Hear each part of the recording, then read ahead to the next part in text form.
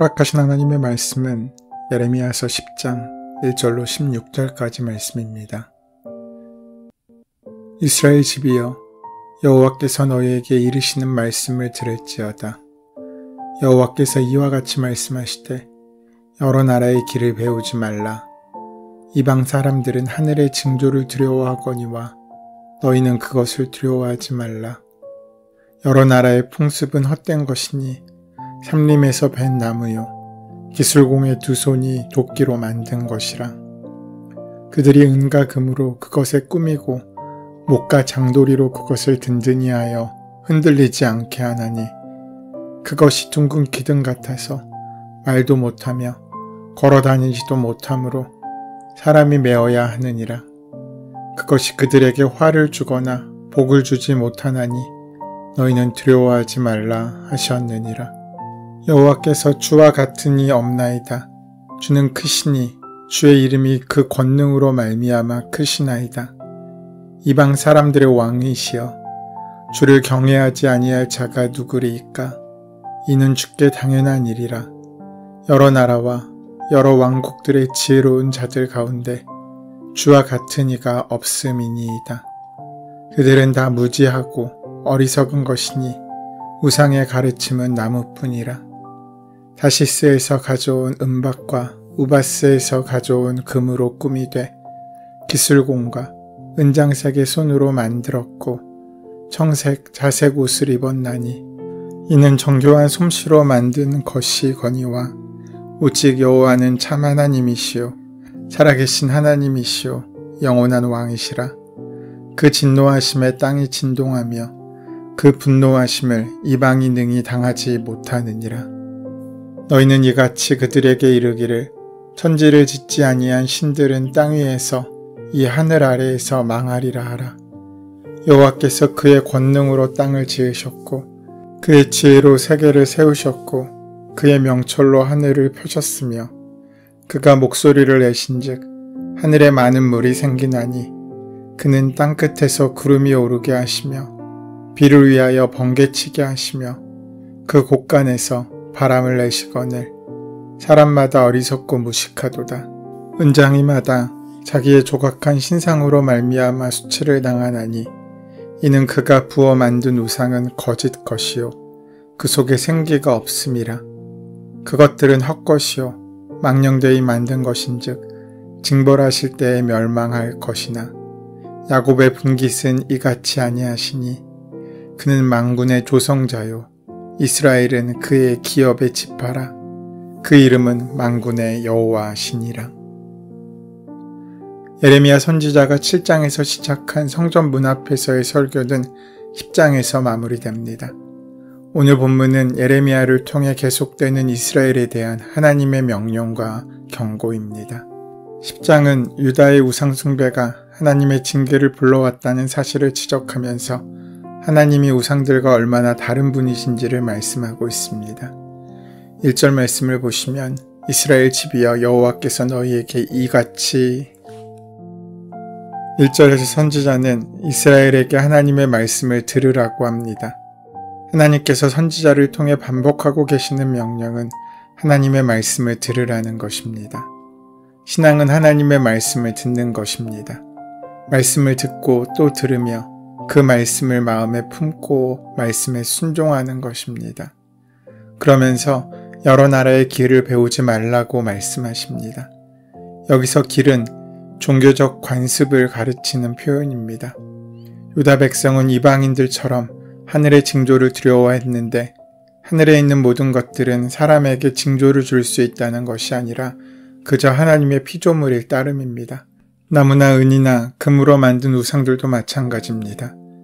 이것들은 말도 못하고 걷지도 못하고 화나 복을 주지도 못하며 사람들이 옮겨주어야 이동할 수 있는 그저 물건에 불과한 것들입니다. 이스라엘은 처음 시작부터 존재 자체에 특별한 의미가 있습니다. 다른 민족들과 구분되는 하나님을 향한 신앙 공동체이기 때문입니다. 그래서 이스라엘이 더욱 이스라엘다울 수 있기 위해서는 그 신앙적 독특함을 유지해야 할 사명이 있습니다. 이것이 이방 나라들의 풍습을 따르지 않아야 되는 이유입니다. 하나님께서는 이스라엘에게 이방 나라의 길을 배우지 말라고 하셨습니다. 그리고 이방 나라의 길은 다름 아닌 우상 숭배입니다. 그러니까 이 말씀은 우상 숭배하지 말라는 말씀입니다. 신의 형상이라고 사람이 조각하고 만든 나무나 돌조각을 두려워하지 말고 그것들에게 복을 구하지 말라는 것입니다. 오늘 본문의 두려워하다라는 말의 의미는 마음이 부서져 버릴 정도로 공포로 인해 마음은 물론 몸까지 떨리며 엎드러진 상태를 의미합니다. 하늘의 해와 달, 별을 보며 각종 신비로운 징조를 이야기하는 이방 점술가들과 우상 숭배자들에게 마음이 현혹돼 이스라엘은 이유 없는 공포감을 느끼며 하나님을 떠나버렸습니다. 그렇게 하나님과 단절되면 인간은 그 우매함으로 인해 두려워할 수밖에 없지 않겠습니까? 두려움에 빠진 이스라엘에게 예레미야는 그 우상들의 실체가 무엇인지 이야기해주고 있습니다. 하나님이 만드신 세상을 정복하고 다스리지 못하여 신비롭게 보이는 돌과 나무 등에 미혹되어 두려움을 느끼는 것은 만물의 영장인 인간이 하지 말아야 할 어리석은 행동입니다.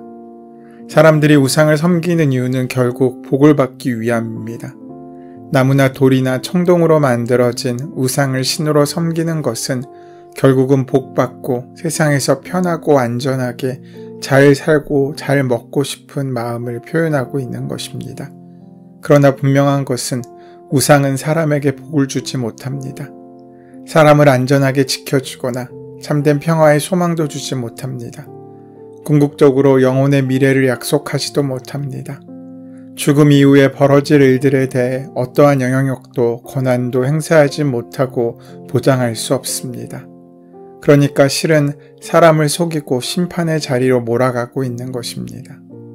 하나님이 창조하신 모든 날이 복됨을 깨닫지 못하고 손이 있고 없고에 따라 이사 날짜를 정해야 하고 심지어 이사하는 방향까지도 자기 마음대로 결정하지 못하는 삶이란 얼마나 어리석고 얼마나 무모한 삶이라고 말할 수 있습니까? 참 두려우신 하나님을 두려워하지 못하고 도끼에 베어진 나무, 불에 가공된 금속일 뿐 우상에 엎드리는 것은 실로 우스꽝스러운 일이기도 합니다. 이처럼 우상 숭배는 하나님을 인정하지 않음으로 인해 생겨난 인간 상상의 왜곡된 개념이며 신앙이라는 이름을 덮어쓴 기만적인 지식과 욕심일 뿐입니다. 더 나아가 인간 존재의 근거요, 완성자시요, 홀로 충분하신 하나님의 사랑에 대한 근본적인 부인이고 왜곡이기에 우상 숭배는 죄악일 수밖에 없습니다. 하나님을 더 이상 초월적인 주님으로 인정하지 못할 때 하나님이 아닌 비열하고 적대적인 다른 것들이 우리 주인의 자리를 차지함으로써 굴복당해 버리는 것입니다. 이런 참혹한 우상 숭배에서 벗어나는 길은 하나님을 더 깊이 이해하고 알아가는 데 있습니다. 이스라엘은 우상 숭배로 하나님이 세우신 민족 공동체로서의 존재 근거에서부터 이탈하고 분리되어 버렸습니다. 이스라엘의 전 역사를 살펴보았을 때 우상 숭배와 함께 멸망의 길로 걸어가고 있음이 이를 증거합니다. 예레미야는 무능하고 무가치한 우상과는 달리 하나님을 6절에 크시다라고 표현합니다. 하나님은 우상들과 달리 권능이 크시고 민족과 국가의 경계를 넘어 이방 사람들의 왕이기도 하십니다. 하나님과 같은 분은 없고 그분을 알게 되면 그분을 경외하지 않을 자도 없습니다.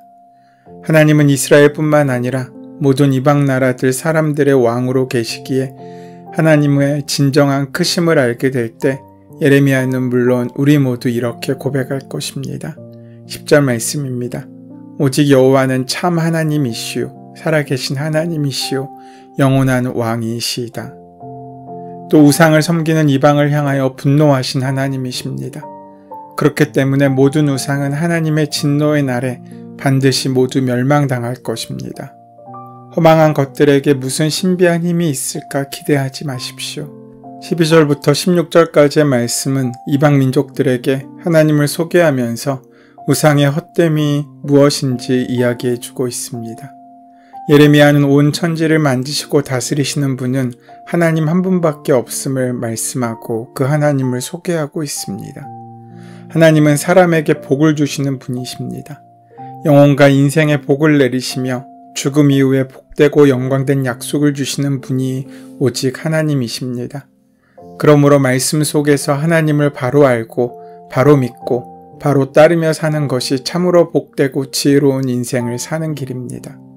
하나님은 살아계십니다. 살아계셔서 하나님은 완전하신 지혜와 명철과 말씀으로 세상을 창조하신 분이시며 하나님의 정의와 공의로 거짓된 우상을 벌하시고 멸망시키시는 분이시고 오직 택하신 백성들의 기업이 되시며 주의 백성들에게 복을 주시며 홀로 영광 받으시기에 합당하신 영원하신 왕이십니다. 그러므로 하나님을 알고 믿게 된 것이 복 중에 복이며 은혜 중에 은혜인 것입니다. 우리는 하나님을 알고 믿고 따르는 하나님의 백성들입니다. 현재는 세상의 경계 속에서 민족에 따라 한 민족과 여러 나라의 국민으로 살고 있지만 우리의 참된 신분은 하나님의 백성입니다. 우리 주 예수 그리스도 안에서 우리는 하나님의 백성된 자들입니다. 이것이 우리의 정체성이고 우리의 소속감입니다. 그리고 우리가 하나님의 백성된 것이 하나님의 은혜로 된 것임을 우리는 기억해야 합니다. 하나님의 은혜와 택하심과 부르심으로 우리는 하나님의 백성이 되었습니다. 이것은 우리의 생에 어마어마한 사건이며 축복입니다. 왜냐하면 하나님은 살아계신 창조와 구원의 하나님이시며 우리를 도우시고 우리의 기업과 약속이 되시는 참된 하나님이시기 때문입니다. 그러므로 나를 주의 백성으로 택하시고 부르신 하나님께 감사하고 말씀 속에서 하나님을 더 깊게 온전히 알아가고 하나님과 친밀하게 동행하며 살아야 합니다. 하나님께서는 권능과 권위로 온 세상을 창조하셨습니다. 선지자는 하나님의 천지창조 장면을 회상하듯이 하나님의 말씀을 선포합니다. 그러므로 거짓 우상을 만들어 섬긴 어리석고 무식한 자들은 오직 수치를 당할 것입니다. 오직 하나님의 기업 이스라엘, 우상을 섬기지 않고 하나님만 섬기는 이스라엘만이 구원을 받을 것입니다. 사랑하는 여러분, 세상의 헛된 우상을 두려워하지 말고 하나님을 정말 두려워하는 삶을 사십시오. 우상은 우리를 공포스럽게 만들어 우리의 것을 빼앗아 가지만 우리의 목마름에 응답하신 하나님은 우리에게 분깃을 주시는 분이십니다. 우상 앞에 서는 공포심이 아니라 하나님 앞에 지극히 존경하는 마음을 가지고 두려워 떨리는 경외함을 가지고 서보십시오. 그러면 어떤 것에도 공포를 가져다 주는 두려움은 없어질 것입니다. 우리가 하나님을 두려워하면 가장 담대한 삶을 살 수 있을 것입니다. 사도 바울의 삶은 그것을 잘 나타내 줍니다. 그는 정말 그 자신을 두렵게 만들기에 충분한 고통스러운 인생을 살았습니다. 하지만 그가 마주했던 어떠한 시련이나 박해도 사도 바울에게 두려움을 줄 수 없었습니다. 우리가 지금 어떤 두려움을 가지고 있는지 모르겠지만 사도 바울의 삶을 생각할 때 그 두려움은 차라리 사치에 불과할 것입니다. 그럼에도 불구하고 어떻게 사도 바울은 담대한 삶을 살 수 있었겠습니까? 그것은 예수님을 믿는 확고한 믿음 위에 서 있었기 때문입니다. 더 나아가서 예수님을 위해 십자가를 지기로 각오했기 때문입니다. 십자가를 각오한 자, 죽음을 각오한 자에게 무엇이 그를 두렵게 만들 수 있겠습니까? 바울의 고통은 그의 잘못 때문도 아니고 실수 때문도 죄 때문도 아니었습니다. 바울에게 주어진 고통은 순전히 예수님 때문이었습니다. 그러나 그는 단 한 번도 후회한 적이 없었고 원망한 적이 없었습니다. 그러니까 그 인생을 누가 건드릴 수 있습니까? 누가 실망시킬 수 있고 누가 넘어뜨릴 수 있었겠습니까? 그는 저주를 받을수록 좋아했고 고통을 당할수록 만족해했습니다. 옥에 갇히면 찬송했고 법정에 세워지면 복음을 설교하니 누가 당해낼 수 있겠습니까? 우리도 예수님을 앞세워 살아가면 그렇게 살 수 있습니다. 예수님보다 우리가 앞서니까 장애물도 많고 함정도 많고 방해도 많고 그러한 장애와 함정과 방해 앞에서 두려워할 수밖에 없는 것입니다. 바울은 옥중에서도 밖에 있는 사람을 위하여 기뻐하라고 했습니다. 죽든지 살든지 예수님만을 위하여 산다고 항상 고백하며 살았습니다. 그러한 삶에 어떻게 원망이나 후회가 자리 잡을 수 있겠습니까? 그러한 삶을 사는 것이 신앙의 위력이고 능력이며 힘이지 않겠습니까? 그러므로 여러분, 하나님을 경외하는 그 확고한 믿음 위에 온전히 설 수 있게 되기를 소원하고 축원합니다. 우리 모두 그런 담대함을 소유할 수 있게 되기를 바라며 소원합니다. 은혜의 주님, 우리 인생에 복을 주시는 분은 오직 유일하신 하나님뿐이심을 바로 알고 믿고 주의 복을 받은 자로 말씀 속에서 주의 백성으로 서는 우리가 되게 하여 주시옵소서. 예수님의 이름으로 기도드립니다. 아멘. 이제 오늘 이 아침 우리에게 허락하신 오늘 본문의 말씀이 지금 나에게 주신 하나님의 말씀으로 만나지기 위하여 본문의 말씀을 깊이 묵상하시고 함께 기도하는 시간 가지도록 하겠습니다. 함께 기도합니다.